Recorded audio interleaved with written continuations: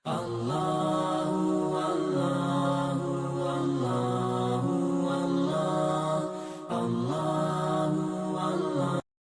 فرض کیوں کیا گیا؟ سویر سے لے کر شام تک سب کچھ ہونے کے باوصف بھوک اور پیاس میں وقت گزارنا اور میسر ہونے کے باوجود ایک گھونٹ بھی حلق سے نیچے نہ اترنے دینا، آخر اس میں کیا حکمت تھی؟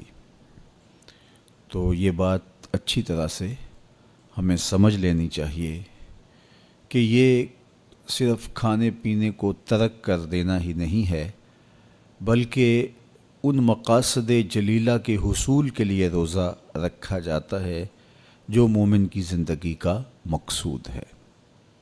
اور اگر کوئی شخص کھانا پینا تو ترک کر دیتا ہے لیکن ان امور سے نہیں رکتا جن امور سے روکنا ان روزوں کا مقصود تھا، تو اس کا روزہ نہیں کہلاتا۔ میرے اور آپ کے آقا و مولا حضور نبی رحمت صلی اللہ علیہ وآلہ وسلم نے ارشاد فرمایا، من لم یدع قول الزور والعمل بہ فلیس للہ حاجۃ فی ان یدع طعامہ و شرابہ۔ جس نے جھوٹ اور اس پر عمل کرنا نہ چھوڑا، جھوٹے کام ترک نہیں کیے، اس کا بھوکا اور پیاسا رہنا اللہ کو منظور نہیں۔ اللہ کو کوئی ضرورت نہیں کہ وہ بھوک اور پیاس کاٹے۔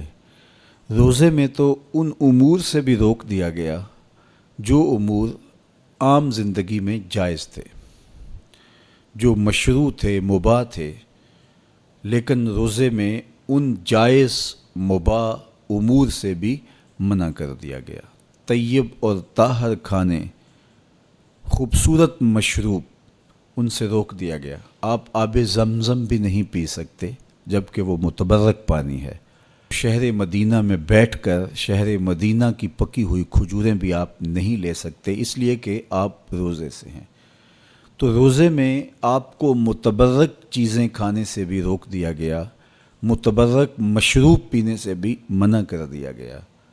تو مجھے بتائیے، جو رب آپ کو متبرک مشروب اور پاکیزہ کھانوں سے بھی ایک مخصوص وقت کے لیے روک رہا ہے، تو جن امور سے عام زندگی میں شریعت اسلامیہ نے ہمیں منع کیا، ہمارے رب نے ہمیں منع کیا، تو اگر روزے کے دوران ہم وہ امور بجا لائیں تو پھر روزے کی مقصدیت حاصل نہیں ہوگی۔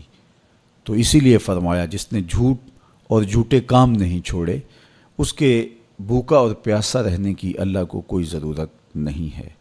تو وہ یہ چاہتا ہے کہ میرے بندے ان امور سے بھی جب رک جائیں گے جن امور سے عام زندگی میں نہیں روکا گیا، تو وہ لازمی طور پہ ان امور سے رکنے کی کوشش کریں گے جن امور سے اسے منع کیا گیا ہے۔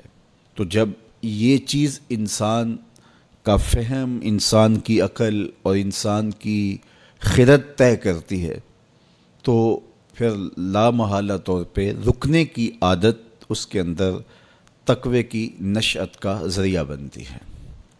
آپ نے عمومی طور پہ دیکھا ہوگا کہ رمضان المبارک کا ماہ نور جب اختتام کو پہنچتا ہے، ہمارے سامنے عید کے 2-4 دن بھی یہ مشق رہتی ہے، اچانک کوئی مشروب آیا اور پینے لگے تو رک گئے، وہ کہیں ہمارا روزہ تو نہیں، لیکن پھر خیال آتا نہیں ہم روزے تو نہیں ہیں، آج تو عید کا دن ہے، تو ہم پی لیتے ہیں۔ چونکہ پورا مہینہ دن بھر ہم مشروبات سے رکے رہے اور آج بھی دن کے اجالے میں ہمیں پانی دیا گیا تو ایک دم ہمیں جھجک پیدا ہوئی، لیکن پھر ہمیں یاد آیا کہ اب روزے بیت گئے ہیں اور میں روزے سے نہیں ہوں۔ تو جو چیز جائز اور مشروع تھی، ایک وقت کے لیے اس چیز سے بھی ہم رکے تو ہماری طبیعت کے اندر یہ ملکہ پیدا ہو گیا کہ ہم اس سے رکنے کا مزاج پیدا کر لیتے ہیں۔ تو اگر ہم ان امور سے رک جاتے ہیں جن کو شریعت اسلامیہ نے منع کیا ہوا ہے، تو پھر دوبارہ جب اس کو کرنے لگتے ہیں تو پھر ہمارا ہاتھ بھی رکے گا، اور پھر ہم مستقل اپنے ہاتھ کو روک سکتے ہیں کہ ہاں میاں، یہ روزے میں بھی چیزیں منع تھیں اور روزے کے بعد بھی یہ چیزیں ہمارے اوپر منع ہیں۔ تو ایک ملکہ پیدا ہو جائے گا ان امور منہیات سے رکنے کا، ان سے باز رہنے کا۔ تو گویا یہی تقوی ہے کہ جو اللہ جل شانہ نے ہمارے اوپر حرام کیا ہے اس سے ہم رک جائیں، جس کام کے کرنے کا حکم دیا ہے اس کام کو ہم بجا لائیں۔